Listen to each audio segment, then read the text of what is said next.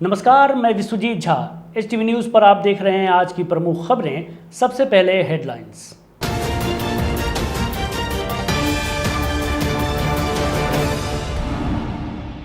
मोतिहारी के town hall से प्रधानमंत्री स्वनिधि योजना के तहत सब्जी विक्रेता ठेला धारकों को 10,000 रुपए के ऋण का किया गया वितरण।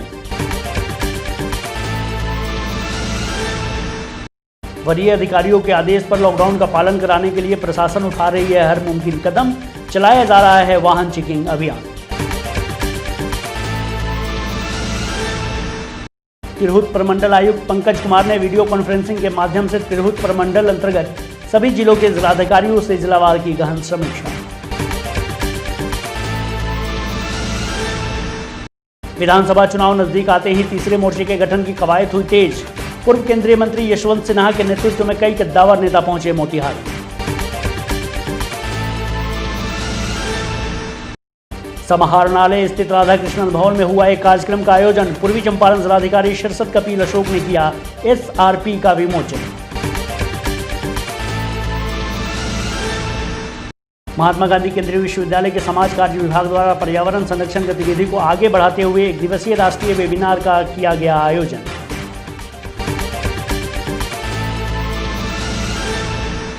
पूर्वी चंपारण जिले के सुगौली में भारतीय जनता पार्टी नगर मंडल द्वारा चलाया गया प्रदेश भाजपा से निर्देशित कार्यक्रम एवं जन संपर्क अभियान। बढ़ते कोरोना संक्रमण को देखते हुए अरेराज में बढ़ाया गया कोरोना जांच की संख्या। पश्चिमी चंपारण जिला अंतर्गत मझौलिया थाना क्षेत्र के रुलही में नशे में धुत मिला युवक। मेडिकल जांच उपरांत भेजा गया जेल। और अरेराज OP पुलिस ने OP थाना क्षेत्र के बहादुरपुर नहर से 35 लीटर शराब और एक हीरो होंडा बाइक के साथ कारोबारी को किया गिरफ्तार।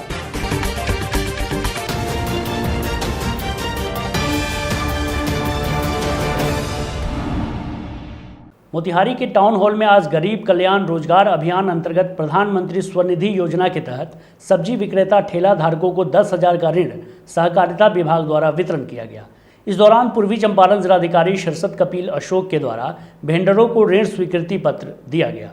इस दौरान जिलाधिकारी ने कहा कि ऋण की वापसी भी करें। इस समारोह में सहायक समाहर्ता, प्रशासनिक पदाधिकारी, नगर परिषद की अध्यक्षा, कार्यपालक पदाधिकारी, जिला सहकारिता पदाधिकारी सहित बड़ी संख्या में सब्जी वेंडर मौजूद थे। बढ़ते कोरोना संक्रमण को देखते हुए सूबे में 6 सितंबर तक के लिए लॉकडाउन है। लोग घरों में हैं और निर्धारित समय के अनुसार दुकानें खुल रही हैं और लोग खरीदारी भी कर रहे हैं। वहीं वरीय अधिकारियों के आदेश पर लॉकडाउन का पालन कराने के लिए प्रशासन हर मुमकिन कदम उठा रही है। जगह जगह वाहन चेकिंग अभियान चलाया जा रहा है। साथ ही लॉकडाउन का अनुपालन नहीं करने वालों के खिलाफ कार्रवाई भी की जा रही है और चालान भी काटा जा रहा है। जानकारी के मुताबिक मुफस्सिल थाना क्षेत्र के मोतिहारी पकड़ीदयाल रोड में मुफस्सिल थाने के ASI अशोक कुमार के नेतृत्व में गहन वाहन चेकिंग अभियान चलाया गया। इस दौरान पुलिस बल भी मौजूद थे।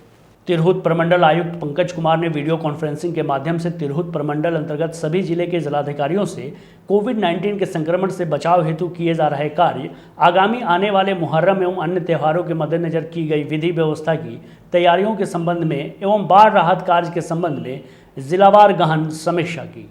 वीडियो कॉन्फ्रेंसिंग में पूर्वी चंपारण के जिलाधिकारी शीर्षत कपिल अशोक ने कोविड-19 के तहत किया जा रहे कार्यों, विधि व्यवस्था की तैयारी एवं बाढ़ राहत कार्यों के संबंध में विस्तार से जानकारी दी। इस वीडियो कॉन्फ्रेंसिंग में पुलिस अधीक्षक, सहायक समाहर्ता एवं जिले के अन्य प्रशासनिक अधिकारी मौजूद थे। विधानसभा चुनाव के नजदीक आते ही तीसरे मोर्चे के गठन की कवायद तेज हो गई है। मोर्चे के गठन और अपनी वजूद को तलाशने के लिए पूर्व केंद्रीय मंत्री यशवंत सिन्हा के नेतृत्व में कई कद्दावर नेता मोतिहारी पहुंचे और जनता दल राष्ट्रवादी के बैनर तले नेताओं ने छोटे दलों को एकजुट करने की मुहिम को शुरू किया है। मोतिहारी पहुंचे टीम में यशवंत सिन्हा के साथ पूर्व केंद्रीय मंत्री देवेंद्र प्रसाद यादव, पूर्व सांसद नागमणि मौजूद थे। इस दौरान यशवंत सिन्हा ने कहा कि कोरोना महामारी और बाढ़ के मद्देनजर विधानसभा चुनाव को कुछ महीनों के लिए टाल देना उचित रहेगा। उन्होंने कहा कि पूरा उत्तर बिहार बाढ़ से परेशान है तो पूरा देश कोरोना की महामारी से जंग लड़ रहा है, इसलिए चुनाव को कुछ महीने बढ़ाने से सभी सुरक्षित रहेंगे। उन्होंने कहा कि इसके पूर्व भी कई बार राज्यों के चुनाव को आगे बढ़ाया गया है। उन्होंने कहा कि आगामी चुनाव में तीसरा मोर्चा का गठन कर राज्य की दिशा और दशा को सुधारने का काम किया जाएगा। पत्रकारों द्वारा पूछे गए एक सवाल के जवाब में यशवंत सिन्हा ने कहा कि उनका जन्म पटना में हुआ है, पटना विश्वविद्यालय से पढ़े हैं और IAS की नौकरी भी की। जो यूनाइटेड डेमोक्रेटिक अलायंस है, UDA, वो एक नया गठबंधन है और इसको बनाने की ज़रूरत इसलिए पड़ी क्योंकि बिहार पिछले 30 वर्षों से दो पार्टों के बीच फंस के पिस रहा है। हम इस नारे के साथ मैदान में हैं, बदलो बिहार, बनाओ बेहतर बिहार। बिहार को बदलने की ज़रूरत क्यों है, बेहतर बनाने की ज़रूरत क्यों है, इसके बारे में एक कागज़ हम लोगों ने आपको दिया है जिसमें हमने दिखाया है कि हर बिंदु पर कैसे पिछले 15 सालों में वर्तमान सरकार असफल रही, चाहे वो कितना भी अपनी पीठ क्यों न थपथपा ले।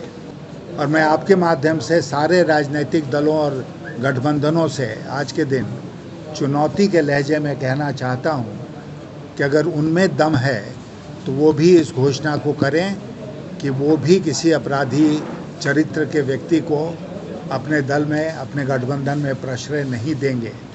अगर वो ऐसा नहीं करते हैं तो इसका मकसद साफ है कि वो लोग अपराध को, राजनीति में जो अपराधीकरण है उससे जुड़े रहना चाहते हैं, उससे अलग थलग नहीं होना चाहते हैं। दूसरा, हम भ्रष्टाचार मुक्त बिहार बनाना चाहते हैं।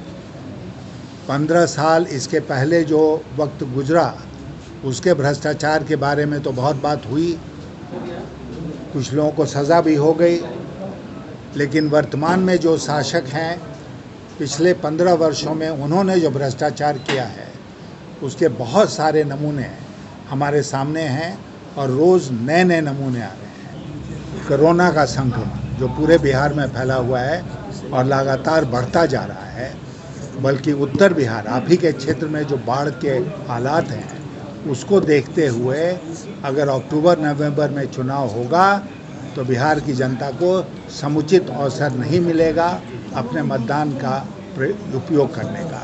और इसीलिए अगर कुछ महीने आगे बढ़ा दिए जाते हैं चुनाव तो कोई कहर नहीं टूट पाएगा।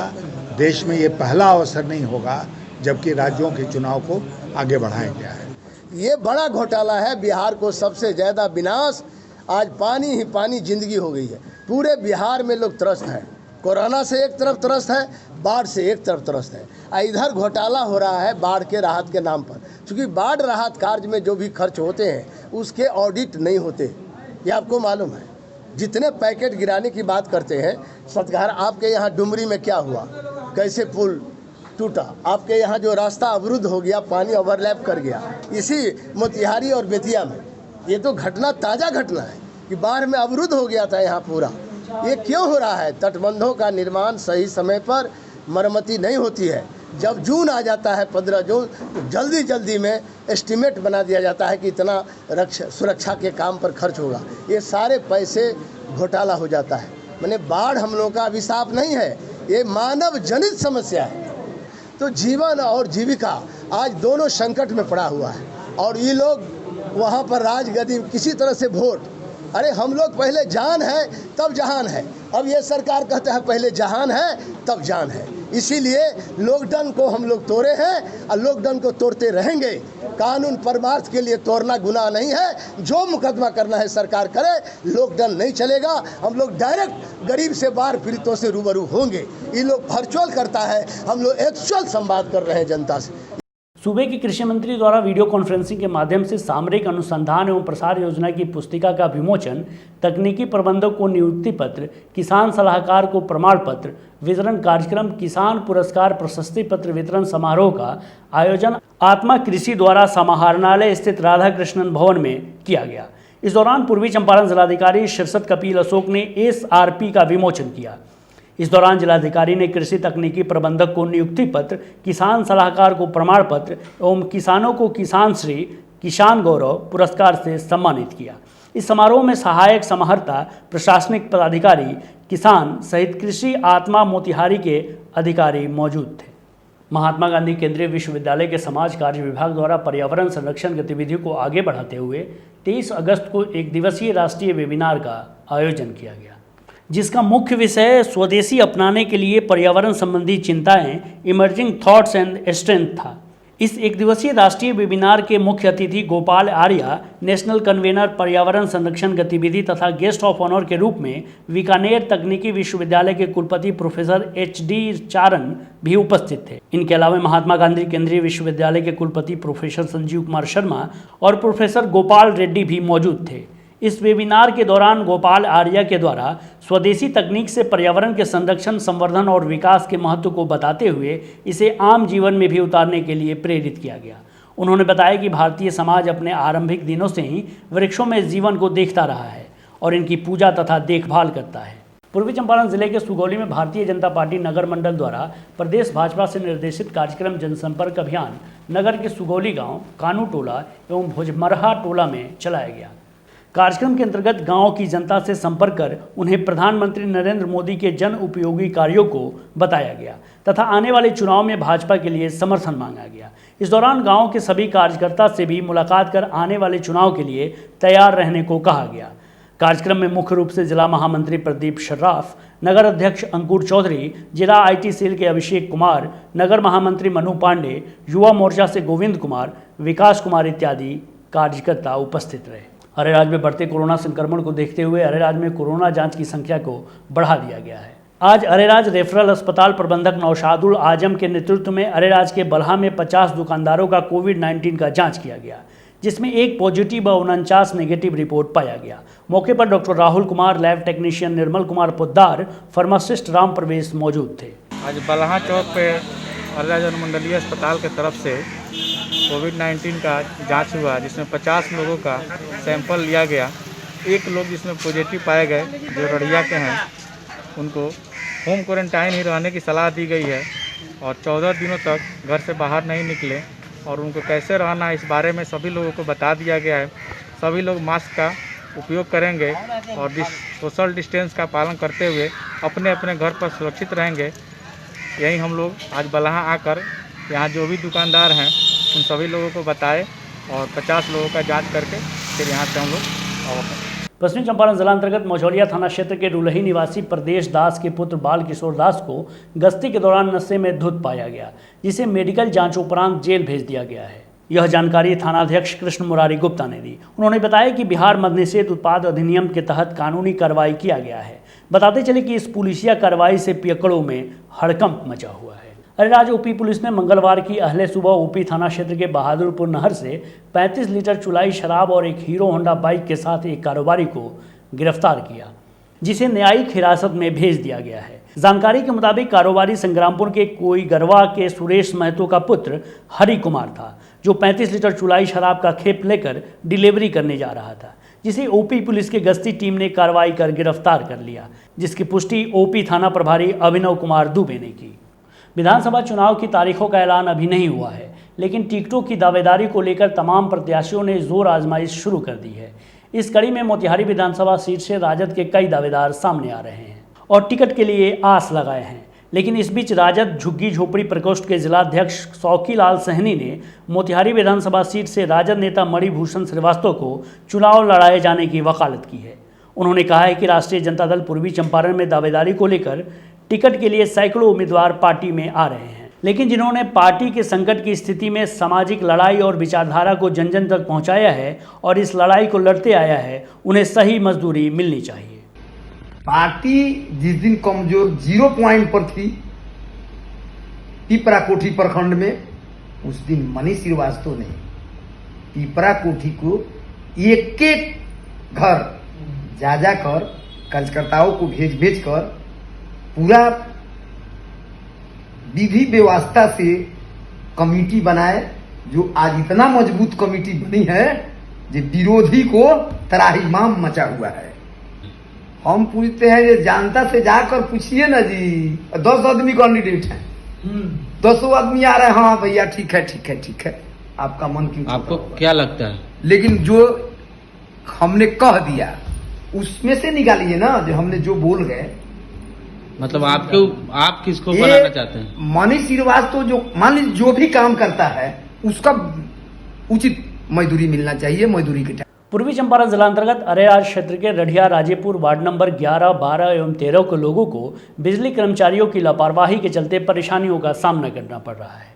गांव के ही प्रदीप दुबे, झूलन द्विवेदी, उमेश द्विवेदी, जमालू मियाँ, गिनीलाल शाह, शशिकांत द्विवेदी, चुमन शाह सहित सैकड़ों उपभोक्ताओं का कहना है कि पिछले माह से गांव में लो वोल्टेज के कारण जहां बिजली व पंखे एवं अन्य उपकरण, कूलर, फ्रिज आदि नहीं चल रहे हैं, वहीं गर्मी के कारण रात के समय लोग सो नहीं पाते और बच्चों को पढ़ाई लिखाई में भी काफ़ी परेशानियों का सामना करना पड़ रहा है।